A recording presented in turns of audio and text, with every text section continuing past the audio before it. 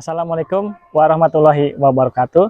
Salam bahagia untuk kita semua. Perkenalkan, saya Anggi Perdana, guru pulau dari SMA Negeri 1 Bintan Pesisir, Kabupaten Bintan, Provinsi Kepulauan Riau.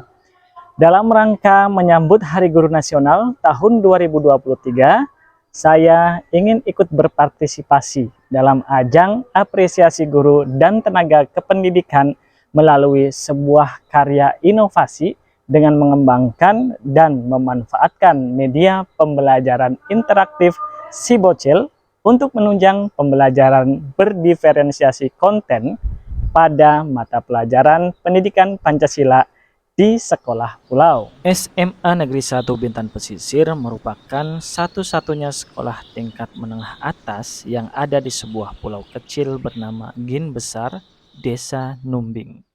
Pongpong inilah yang menjadi alat transportasi utama kami untuk melakukan mobilitas dari pulau ke kota maupun sebaliknya. Pongpong juga menjadi sarana transportasi bagi siswa yang bertempat tinggal di pulau seberang. Ada yang di Gin kecil dan ada yang di Numbing. Dari pelabuhan Gin Besar, siswa harus kembali melanjutkan perjalanan darat untuk menuju ke sekolah dengan menggunakan kendaraan roda 2 atau menaiki bus sekolah. Seiring berjalannya waktu, fasilitas di sekolah pun sudah semakin lengkap. Namun yang sampai saat ini masih menjadi kendala adalah terbatasnya jaringan listrik dan internet yang baru hanya bisa diakses oleh siswa di satu titik saja, yaitu di depan ruang majelis guru. Seperti itulah situasi dan kondisinya. Dan ini merupakan tantangan yang harus dihadapi di tengah era digital dengan terus berupaya untuk menciptakan inovasi-inovasi di dalam dunia pendidikan. Salah satunya adalah dengan mengembangkan MPI Sibocil berbasis Android yang dapat diakses oleh siswa tanpa harus menggunakan internet. Bapak Ibu Guru dan anak-anakku sekalian, mari kita simak alur pembelajaran berdiferensiasi konten dengan memanfaatkan MPI Sibocil dalam pembelajaran pendidikan Pancasila di SMA Negeri 1 Bintan Pesisir. Selamat menyaksikan. Pembelajaran berdiferensiasi ini menjadi salah satu ciri dari pengimplementasian kurikulum merdeka di sekolah dengan tujuan untuk dapat mengakomodir kebutuhan belajar murid sesuai dengan kesiapan belajar, minat belajar, dan profil belajarnya. Maka untuk dapat mengidentifikasi kebutuhan belajar murid, perlu kiranya di awal sebelum pembelajaran kita berikan asesmen diagnostik terlebih dahulu, bisa dengan menggunakan angket maupun kuesioner. Dari pengisian kuesioner tadi, kemudian saya identifikasi dan petakan kebutuhan belajar murid kelas 11.1 sesuai dengan gaya belajar mereka. Ada yang audio, visual, dan kinestetik. Dengan demikian, saya dapat menentukan salah satu strategi diferensiasi apa yang akan diterapkan dalam pembelajaran. Dalam hal ini, strategi yang saya gunakan adalah diferensiasi konten dengan mengembangkan media pembelajaran interaktif Sibocil. Setelah media dan lembar kerja selesai dibuat, selanjutnya tinggal kita tuangkan saja dalam modul ajar dan siap untuk diterapkan menjadi aksi nyata dalam pembelajaran pendidikan Pancasila di fase F atau kelas 11. Assalamualaikum warahmatullahi wabarakatuh.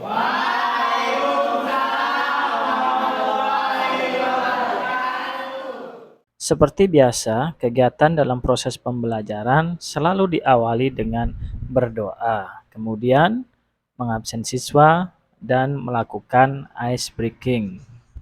Tepuk 1, tepuk 3, tepuk 2, tepuk 4,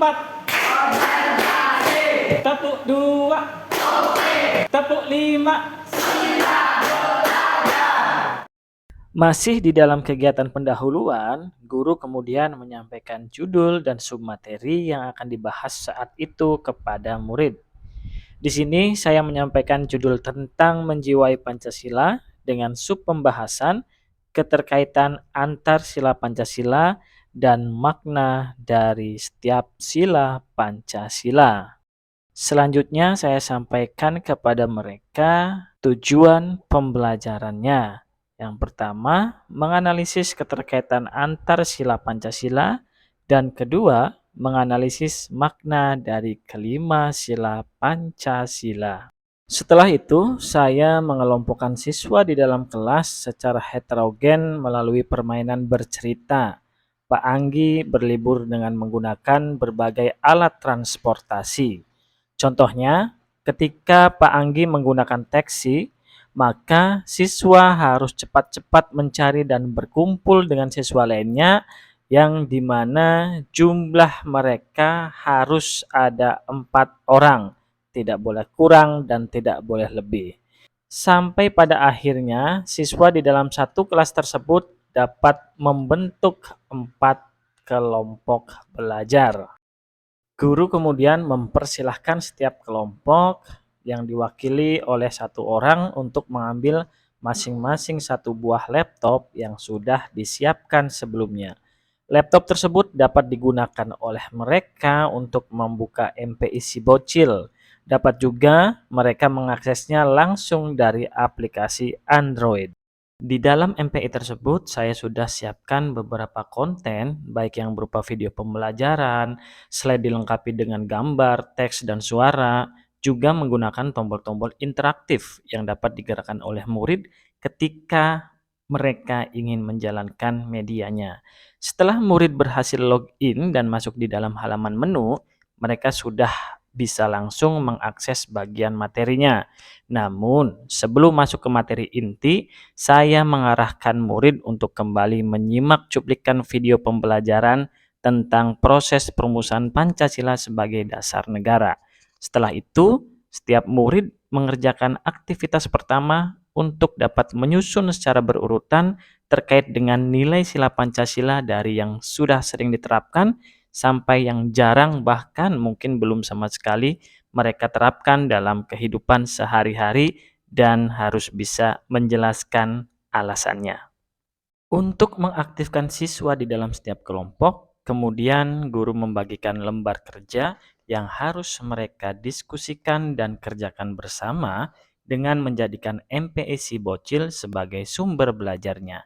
Setelah murid selesai berdiskusi dan mengerjakan LK dalam kelompoknya, maka saya kemudian mempersilakan setiap kelompok untuk mempresentasikan hasilnya secara bergantian di depan kelompok lainnya. Di sini, kelompok lain diberikan kesempatan untuk berpendapat, bertanya, dan sekaligus mengapresiasi kelompok yang telah melakukan presentasi di depan. Aktivitas selanjutnya adalah mengajak murid untuk bermain game si bocil. Ada 5 pulau yang harus dijelajahi dan di setiap pulaunya terdapat satu peti berisikan kuis atau pertanyaan. Tugas murid adalah menjawab setiap pertanyaan itu dengan benar. Nilai yang diperoleh harus lebih atau sama dengan 70. Jika masih kurang dari itu, maka setiap murid harus mengulang menyelesaikan misinya dari awal lagi. Setelah mereka selesai memainkan game si bocil, kegiatan selanjutnya adalah mengerjakan asesmen sumatif. Murid tidak lagi berada dalam kelompok-kelompok, tapi mereka kembali lagi ke posisi semula sesuai dengan tempat duduknya masing-masing. Setiap murid akan mengerjakan 10 soal pilihan ganda secara mandiri dengan ketentuan nilai minimum harus dapat mencapai lebih atau sama dengan 70. Jika ada murid yang masih mendapatkan nilai di bawah 70, maka dipersilakan untuk mengulang.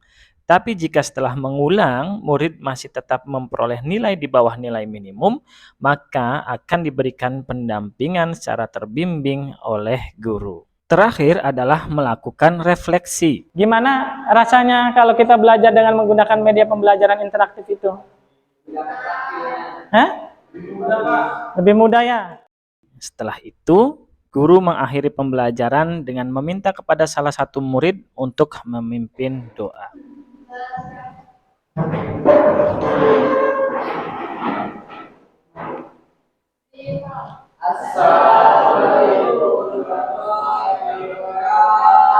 Waalaikumsalam warahmatullahi wabarakatuh. Baik Bapak Ibu Guru dan anak-anakku sekalian, itu tadi gambaran dari penerapan pembelajaran berdiferensiasi konten dalam pelajaran pendidikan Pancasila fase F di SMA Negeri 1 Bintan Pesisir dengan memanfaatkan MPI Sibocil. Semoga bermanfaat dan selamat Hari Guru Nasional tahun 2023. Sekian dari saya, Pak Anggi. Wassalamualaikum warahmatullahi wabarakatuh.